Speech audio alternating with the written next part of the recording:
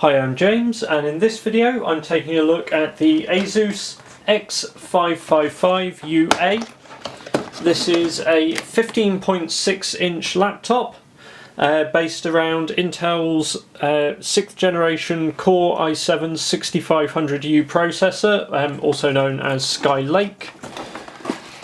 And in the box here we have the laptop itself, the power adapter, which is all integrated into the brick.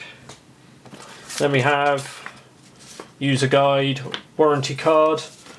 Anything else underneath? No, that is all that we have in this box. So for what is a £600 laptop, this is quite sparse inside. So obviously what we are paying for is the laptop itself. So let's take a look.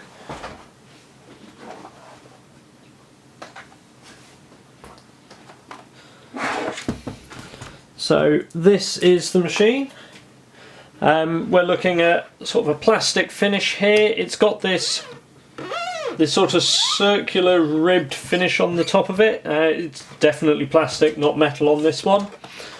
Similar if we go to the base, we've just got a regular plastic finish here as well. Now if we open it up and take a look inside, this is a 15.6 inch machine, and we have with this a 1080p monitor, 12 gigs of memory, a 2TB hard drive. However, somewhat disappointingly, there's no caching SSD or anything like that to speed this up. And you can see, with this being a £600 laptop, you know, there are some trade-offs in this to get an i7 at this price, and some of the other specs like the memory and the hard drive capacity. You know, it's definitely plastic in here as well. We've got a variety of different finishes, from sort of a brushed effect to a sort of bumped effect here, then standard plastic around the screen, and then that circular sort of ribbed effect on the top. So it's a little bit of a mixture of sort of finishes. Keyboard, there's a little bit of flex in there, which is disappointing. You know, as you press, you can feel it moving in the chassis slightly. Really, we'd like something a bit more rigid if I'm being picky there. Looking to the side, you can see we get a number of ports on this particular laptop. So starting from the back, we have our power, a pull down Ethernet port, 15 pin VGA plug, HDMI, a pair of USB 3, and our Kensington lock slot.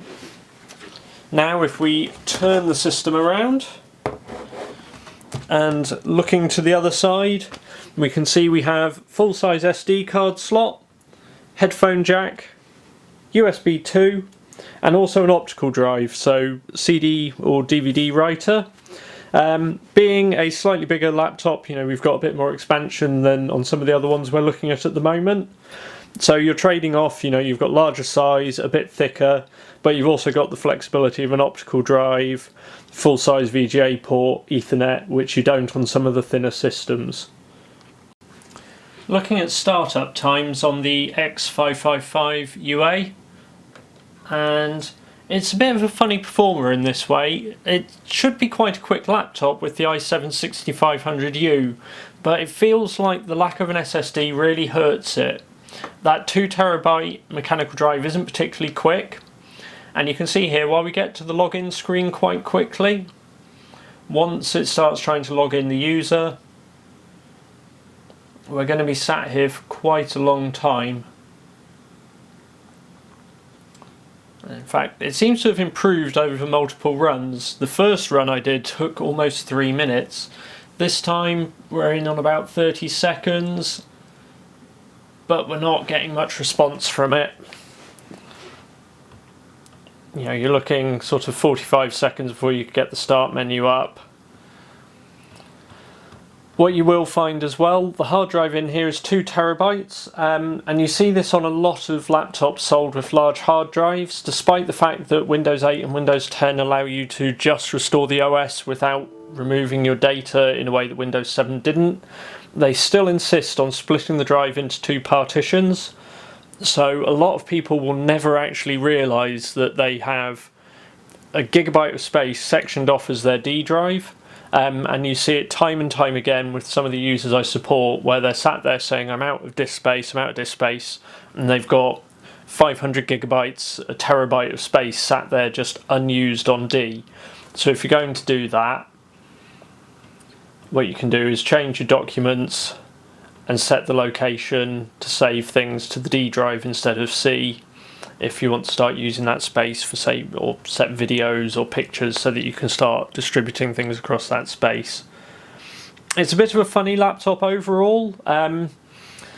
It really feels like the performance is being hampered by that hard drive. Specking up 12 gigs of RAM, personally I'd rather have just seen 8 and have 2 4 gigs running properly in dual channel there, rather than the sort of unbalanced configuration.